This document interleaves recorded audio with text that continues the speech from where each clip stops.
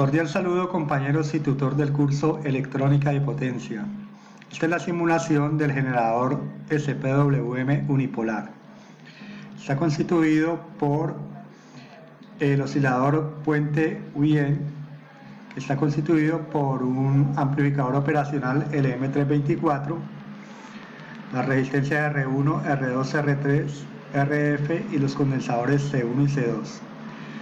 Luego un amplificador inversor U2B, un LM324 también constituido por las resistencias R4, R5 y RK. Luego tenemos dos comparadores para las respectivas señales y el diferenciador o restador también para las respectivas señales.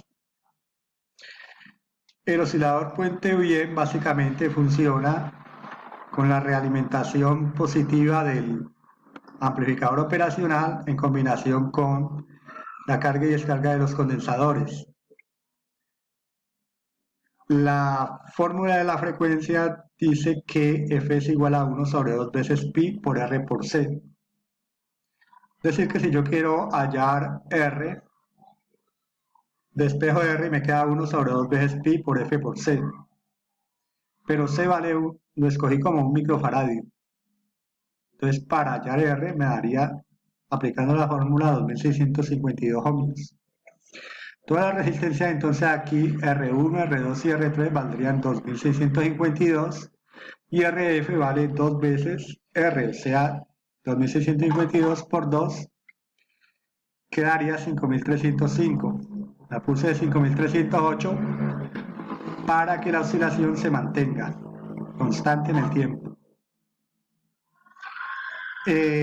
Después de eso sigue el amplificador que está con mi inversor. La señal entra por la entrada inversora y la señal original la desfasa a 180 grados, simplemente la invierte pero la mantiene igual en amplitud. Las resistencias se calculan ahí.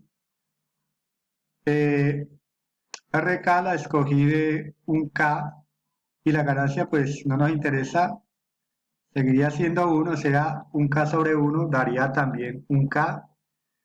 Y R5 que balancea el circuito pues sería 0.5K. Luego, cada una de estas señales se aplican a los respectivos comparadores, la original y la invertida. Y luego se va a aplicar acá al diferenciador. La señal de cada uno de estos, digamos aquí, del primer comparador, es un tren de pulsos cuya ancho depende de la comparación que se hace entre la triangular y la senoidal. Igual sucede con la señal que se invierte, también pasa exactamente lo mismo, solamente que ahí se tomó de manera invertida. Bien, pongamos a andar el circuito. Hay que tener en cuenta el valor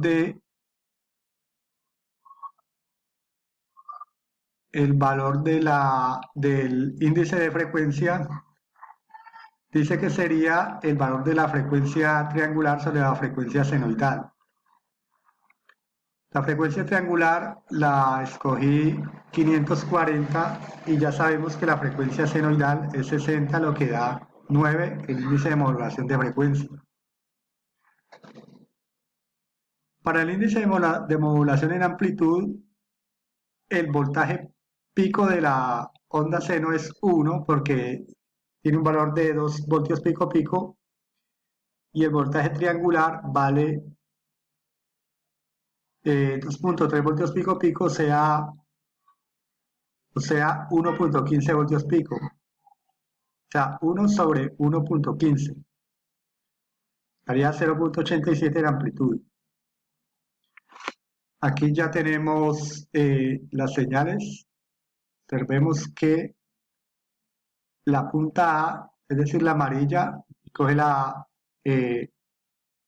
donde se genera la onda senoidal, que es una que es prácticamente una onda senoidal muy buena, casi perfecta o perfecta.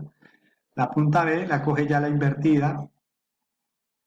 Vemos que no se invierte, vemos que lo único que hace es invertirse, perdón. Lo único que hace es invertirse. La amplitud sigue siendo igual. La punta C me coge ya donde sale del diferenciador, es decir, donde se muestra el tren de pulsos que se genera acá. Y la punta D, vemos que me muestra acá donde está la triangular. Vemos que el valor de la amplitud sería más o menos, yo lo pongo aquí, 1, 2, 3, 4 por 0.5, o sea, 2 voltios pico pico. En la senoidal eso da 1 voltio pico pico, 1 voltio pico, perdón. Esto es lo que dice acá, 1 voltio pico, y para la triangular 1.15. Para la frecuencia es el valor que da aquí en el periodo, valor medio de un punto hasta acá, y eso me da 60 ciclos. Aplicando de que el valor del periodo, la frecuencia sería igual a 1 sobre el periodo y está dado en milisegundos, haciendo la operación da 60 ciclos. Bien, entonces podemos variar aquí. Vemos que los pulsos, las trenes de pulsos, prácticamente varían en el ancho. Y esa variación del ancho depende de la evaluación que se hace entre cada una de las ondas senoidales respecto a la triangular. Vamos a parar aquí un momentico y vamos a poner, digamos que vamos a escoger, a dejar solamente la, la primera onda senoidal.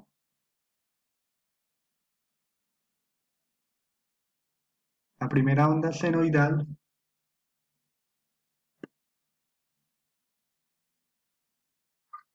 y escogemos más bien donde sale aquí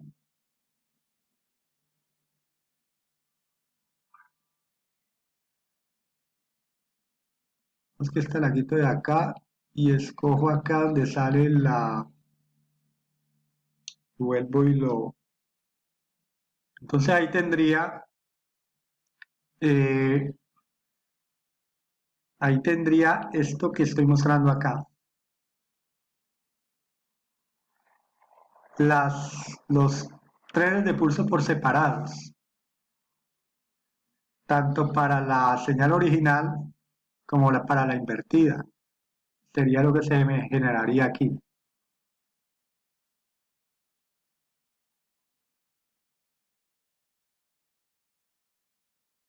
Y eso depende de la comparación que hace entre la triangular y la senoidal. Aquí lo tenemos. Entonces, vemos aquí la punta B, la punta está en donde se genera el, el ancho de la onda senoidal, la punta B acá en el primer comparador y la punta C acá en el segundo comparador. La punta B es la azul, tenemos el tren de pulsos y la C el otro tren de pulsos. Lo volvemos a dejar como estaba mejor.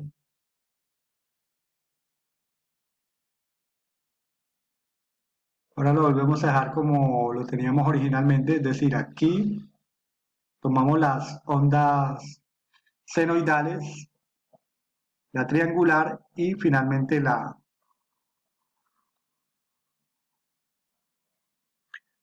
Entonces esperamos porque se está como demorando un poquito en que me aparezca o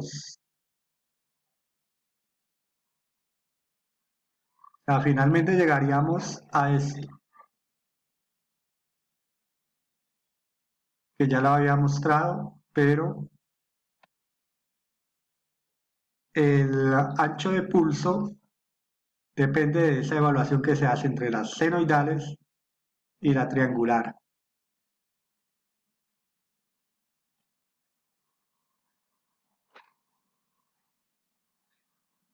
El índice de frecuencia ya había dicho que, bueno, aquí apareció, aquí lo tenemos otra vez, lo voy a cuadrar un poquito, que el azul me quede aquí,